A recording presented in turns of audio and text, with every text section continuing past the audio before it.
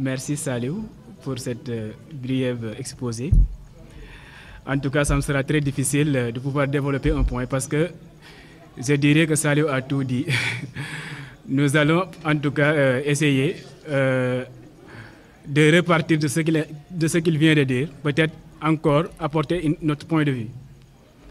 Voilà, le thème portant sur comment réussir à l'université. Je pense que ça ne va pas demander beaucoup d'investigation parce que nous sommes des étudiants et nous tous, je pense, le thème nous préoccupe. Voilà, donc on va essayer en tout cas de partager avec vous notre expérience en tant qu'étudiants ayant donc fait tous nos cursus dans les universités privées, publiques du moins. Donc on va essayer en tout cas de partager avec vous notre expérience qu'on a vécue durant ces années. Voilà, donc je pense que ce thème aussi sera très important pour les nouveaux bacheliers qui viennent donc rejoindre l'université. Parce que, comme on le dit souvent, quand on n'est pas encore étudiant, quand on est au lycée, l'université nous fait beaucoup rêver, sans pour autant qu'on cherche ce qu'il en est réellement. Donc une fois qu'on est donc orienté à l'université, deux idéologies viennent se mettre en place. Cela veut dire l'envie et la peur. Et maintenant, pour l'étudiant, je pense que la question qu'il doit se poser, c'est pourquoi je vais à l'université? Une fois qu'il a les réponses à cette question-là, il pourra donc savoir comment il va s'y prendre.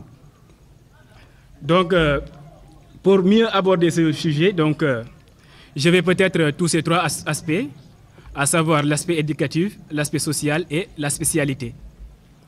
Pour l'aspect éducatif, je pense que l'étudiant doit d'abord s'adapter, parce que pour bien maîtriser ses études à l'université, il faut que l'étudiant puisse donc réussir la transition. Cela veut dire la transition du lycée à l'université.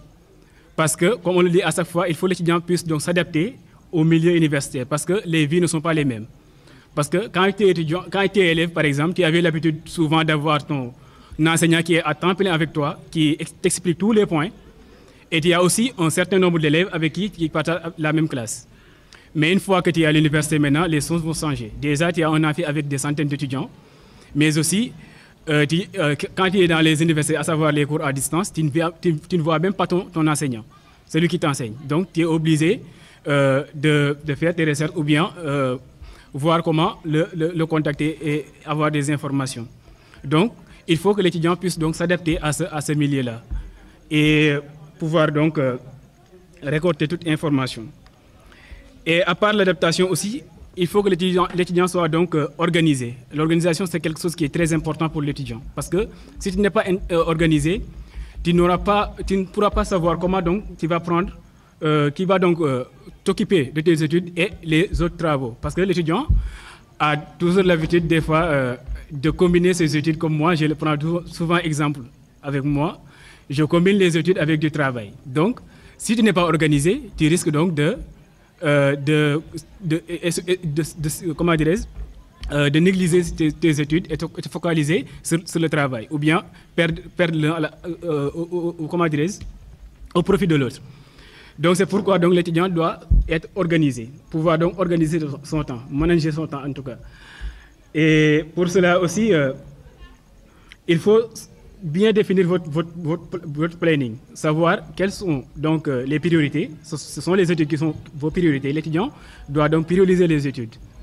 Pas se focaliser toujours sur son travail, comment faire pour trouver de l'argent et tout.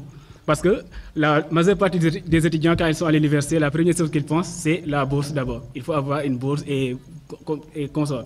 Bien vrai que c'est normal que l'étudiant doit avoir quelque chose pour pouvoir donc être autonome, mais je pense que aussi il faut savoir que ce sont les études qui sont la priorité. Donc, c'est l'organisation d'abord qui est la première chose. Mais aussi, à part l'organisation, l'étudiant doit être aussi régulier, comme l'a si bien dit Saliou tout à l'heure. La régularité est quelque chose qui est très important pour l'étudiant. Parce que la majeure partie des étudiants ont tendance donc à fuir les cours magistraux, par exemple, et venir aux salles de TD et pour ramasser certaines informations. Et je pense que la majeure partie des cours, les salles de TD et les cours magistraux ont quelque chose donc de lié, quoi. Donc si tu rates les cours magistraux, donc tu as souvent, qui a toujours des lacunes souvent sur vos TD et tout ça. Donc je pense que ceux qui aillent dans les amphis de théâtre doivent donc veiller à ce qu'ils soient toujours présents, que ce soit les cours magistraux et les salles de TD. Et ceux qui sont aussi à l'université, dans les universités, les cours à distance, à l'UVS, certains ont tendance donc à utiliser leur connexion sur les réseaux sociaux et ne pas donc suivre les cours. Et je pense que c'est quelque chose qui est assez grave. Parce que quand on te donne une connexion et qu'on te dit qu'il faut étudier avec cette connexion-là, je pense que tu dois le consacrer à vos recherches. Bien vrai que bon, on peut avoir des moments de divertissement, mais la moindre des choses, c'est pouvoir donc assister à tous les cours qui sont donc programmés pour vous. Et c'est ça donc qui est donc lié à la régularité de l'étudiant. L'étudiant doit être régulier donc au cours de magistraux, au cours de, de TD. Et à part donc la régularité aussi, il y a la rigueur. Il faut que vous soyez rigoureux. Parce qu'un étudiant qui est un peu paresseux, donc je pense que ça sera très difficile pour lui de pouvoir donc franchir les échelons. Parce que nous, comme je le dis souvent, je prends souvent des exemples avec les étudiants de l'UVS. Parce qu'une fois que tu es devant ta machine et tu es en train donc de faire ton cours, des fois, tu as un peu sommeil, parce que ça arrive quoi. Quand tu es devant l'écran, par exemple, tu es en train de faire cours, souvent tu as sommeil et tu as tendance donc à fermer la machine et continuer donc de dormir et tout ça. Ou bien tu ouvres la machine et certains vont venir pour tes copains, comme je l'ai dit, quand tu es au village souvent, tes copains viennent et ils vont te divertir en te disant, bon, je veux regarder telle ou telle chose. Et si tu n'es pas rigoureux et aussi autoritaire, tu ne vas pas laisser donc te perturber. Et ça aussi, c'est quelque chose de très essentiel qu'on doit donc noter. Bon, à part ces points aussi, vous avez noté le point de la méthodologie. Je pense que la méthodologie aussi, c'est quelque chose qui est très important pour un étudiant. Parce que quand tu es étudiant, tu n'as pas une méthode d'apprentissage, je pense que tu vas, pour échouer, ça sera très facile. Parce que souvent, comme je le dis, quand je prends un exemple, quand tu es en train d'étudier en même temps travailler, si tu n'as pas une méthodologie de travail, tu ne pourras pas réussir tes études. Et parmi ces méthodologies de travail, souvent, je le dis souvent, l'étudiant doit pouvoir donc faire le partage, organiser des groupes de travail, fait partie donc de la méthodologie de travail. Essayer donc de se rassembler en tant qu'étudiant, pouvoir donc discuter, parce qu'il y a des choses auxquelles bon, les professeurs ne vont pas être tout le temps. Excusez-moi. Donc il y a des choses auxquelles bon, les enseignants ne peuvent pas répondre, mais entre vous, entre étudiants, donc je pense que vous pouvez donc les développer. Donc la méthodologie, c'est quelque chose de très important pour l'étudiant. L'étudiant doit avoir une méthodologie de travail qui est adéquate à son système d'apprentissage. Parce qu'on ne doit pas regarder, comment dirais-je, Pape Anne, il est très intelligent, parce que lui, bon, une fois en classe, il est en train de regarder le tuteur, automatiquement il peut comprendre tout ce que dit le tuteur. Mais quant à moi, je n'ai pas cet esprit, comment dire, cette intelligence-là. J'ai besoin donc de retourner chez moi, revoir les cours, faire des fiches et tout ça pour pouvoir donc comprendre ce qu'on a appris. Donc, tout ça, c'est quelque chose d'organisation. Si tu sais qu'aujourd'hui, j'ai besoin, donc, au retour à la maison, me concentrer, faire des fiches, faire des groupes de travail pour comprendre, il ne faut pas donc se tarder à faire autre chose ou bien à regarder quelqu'un qui est intelligent, qui, une fois en classe, il peut comprendre tout avant de quitter. Et je pense que c'est ça qui est donc relatif à la méthodologie. Mais aussi un autre point qui est donc l'autonomie. Je pense que l'autonomie, quand on parle d'autonomie, je pense qu'on parle d'autonomie dans le sens de l'éducation. Parce que l'étudiant, une fois qu'il est donc à l'université, je pense que les choses vont changer. Parce qu'il n'y aura plus un enseignant qui t'enseigne à temps plein les cours. Souvent, on te donne certaines informations, les informations clés de base, et c'est à toi maintenant d'aller donc approfondir tes études. Mais si tu n'es pas autonome, donc je pense que tu ne pourras pas aller donc faire des recherches. Et l'étudiant doit avoir donc cette culture-là, cela veut dire pouvoir donc étudier en toute autonomie, aller donc faire des recherches. Parce que souvent, je prends l'exemple des étudiants de l'IVS par exemple. Si vous êtes à l'université virtuelle par exemple, on vous donne une clé de connexion, on vous donne un ordinateur. Et rien qu'avec ces outils-là, on vous a déjà passé l'information en vous disant que c'est à vous d'aller donc faire vos recherches. Ce n'est pas donc au tuteur maintenant de vous donner toutes les informations. C'est à toi, l'étudiant, d'aller sur Internet, ou bien là où vous pouvez donc prendre vos informations et pour compléter les cours. On ne vous donne pas tous les cours. Heureusement, bon, il y a certaines bibliothèques numériques qui sont disponibles, qui peuvent vous aider donc, à pouvoir donc, obtenir des informations supplémentaires pour vos cours. Pour ceux qui sont aussi dans les universités, qui font des cours présentiels aussi, c'est le même cas. Le tuteur ne vous donne pas toutes les informations. Il vous donne juste les informations de base et c'est à toi maintenant d'aller donc faire des recherches pour approfondir ces informations-là.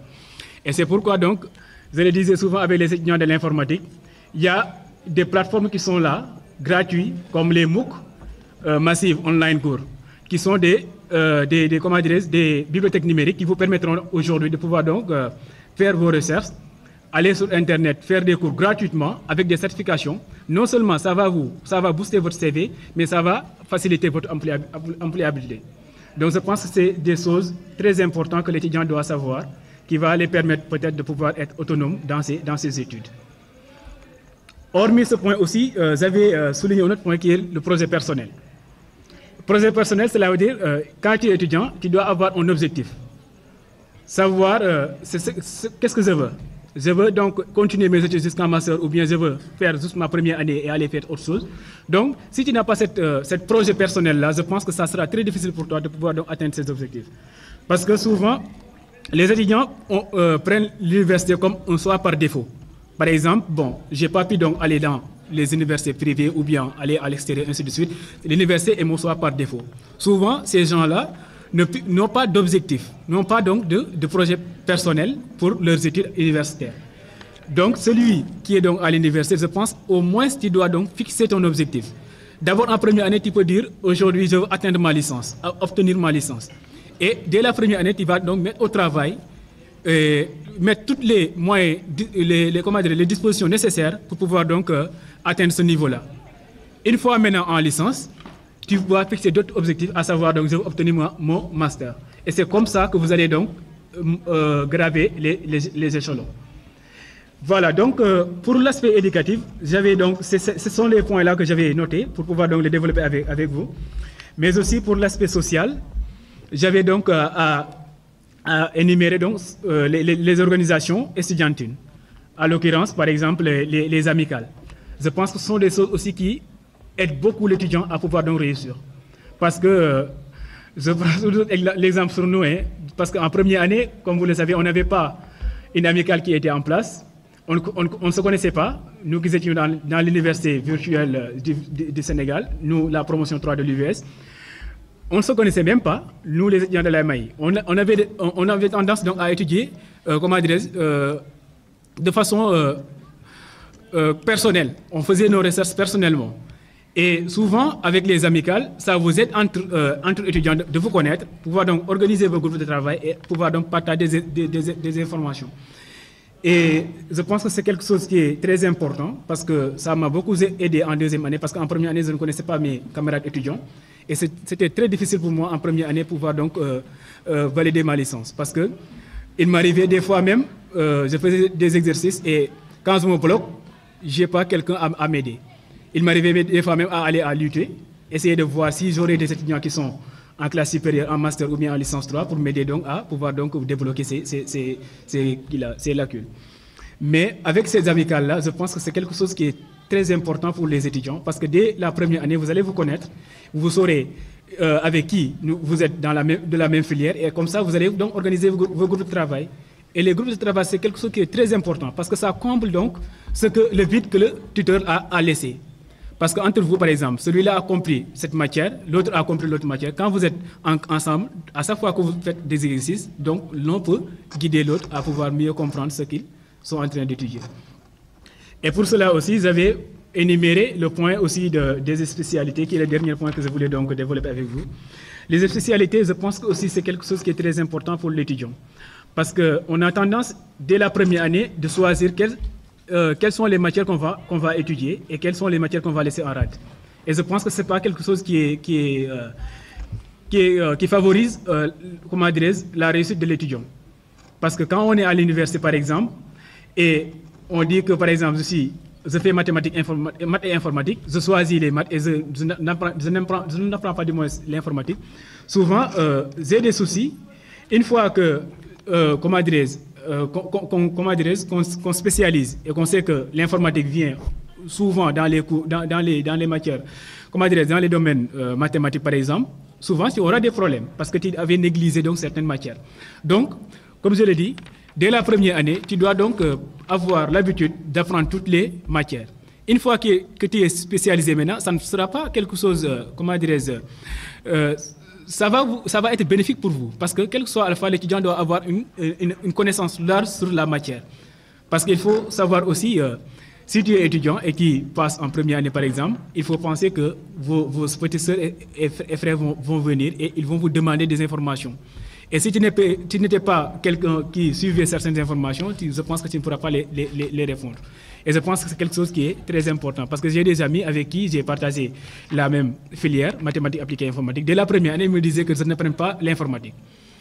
Voilà, et déjà, il avait donc mis en rade l'info, il apprenait les mathématiques. Et souvent, quand ils tombent dans ces matières-là, ils ont tendance même à aller en rattrapage ou bien à reprendre leur classe. Et c'est quelque chose qui est très dangereux pour l'étudiant. Je dis qu'un étudiant en première année, quand tu reprends la première année, souvent c'est très compliqué pour toi. C'est pourquoi je dis, quel que soit alpha, quand tu n'es pas encore spécialisé, il ne faut pas prioriser certaines matières. Il faut apprendre toutes les matières. Quelle que soit la matière, il faut l'apprendre. Et je pense que c'est ça qui fait donc la réussite de l'étudiant. En tout cas, voilà en grosso modo ce que j'avais donc à dire pour le moment, en attendant donc les autres développer. En tout cas, on va revenir peut-être sur d'autres points. Merci beaucoup.